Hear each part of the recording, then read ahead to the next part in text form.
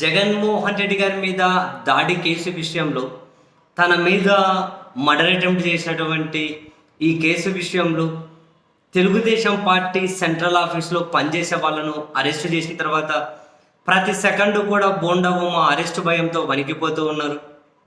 నామినేషన్ల స్వీకరణ ప్రారంభమైంది కాబట్టి పోటీ చేయబోయే అభ్యర్థులు వాళ్ళ పార్టీ ఆఫీసుల దగ్గర పోలీస్ బందోబస్తు కోసం అని చెప్పి ఒకరిద్దరు పోలీసులను పంపించేసరికి రాత్రి కూడా వాళ్ళని చూసి వణికిపోయినటువంటి బోండా ఉమ వాళ్ళ అనుచరులకు వంగవీటి రాధాకు వాళ్ళకు ఫోన్లు చేసి వాళ్ళని రప్పించుకొని వెనక గోడ నుంచి వేరే ఇంట్లోకి దూకి షర్టు మార్చుకొని ఇంకెవరిదో కారు ఎక్కి పరిగెట మళ్ళీ అరెస్ట్ చేయలేదు, బందోబస్తు కోసం వచ్చారని చెప్పి తెలుసుకున్న తర్వాత మళ్ళీ ఈరోజు పొద్దున్న వచ్చి సినిమా డైలాగులతో మీడియా సమావేశం పెట్టారు.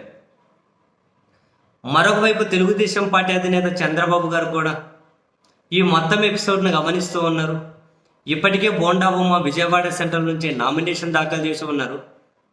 ఈ నామినేషన్ల పర్వం ముగిసే లోపు గనక బోండా ఉమను గనక పోలీసులు అరెస్ట్ చేస్తే ఆయన బదులు వంగవీటి రాధాను సెంట్రల్ నుంచి టీడీపీ బరిలోకి దించే సూచనలు అయితే ప్రస్ఫుటంగా కనిపిస్తూ ఉన్నాయి. బోండా ఉమాతో నామినేషన్లు విత్డ్రా చేయించి వంగవీటి రాధాతో వేయిస్తారు. 25వ తేదీ వరకు టైం ఉంది.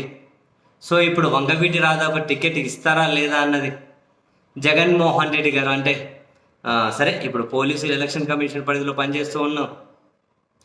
మొత్తం మీద జగన్ సర్కార్ వాళ్ళ చేతుల్లోనే ఉంది, పోలీసుల చేతుల్లోనే ఉంది. బోండా ఉమను అరెస్ట్ చేస్తే ప్లాన్ బి వంగవీటి రాధాకు టికెట్ ఇస్తారు. బోండా ఉమను అరెస్ట్ చేయకపోతే ఆయనే పోటీ చేస్తారు. ఇప్పుడు వంగవీటి రాధాకు టీడీపీ టికెట్ ఇవ్వాలా లేదా అనేది ఆంధ్రప్రదేశ్ పోలీసుల చేతుల్లో ఉంది. వెరసి మొత్తం మీద అనుకుంటే తెలుగుదేశం పార్టీ చాలా చోట్లనే మార్పు చేర్పులకైతే శ్రీకారం చుడుతూ ఉంది. ఇప్పటి కన్ఫామ్గా 4 అయితే మార్చేశారు. ఉండి లాంటి చోట్ల అయితే రఘురామకృష్ణరాజు తరఫున వాళ్ళ భార్య గారు నామినేషనే వేసేశారు.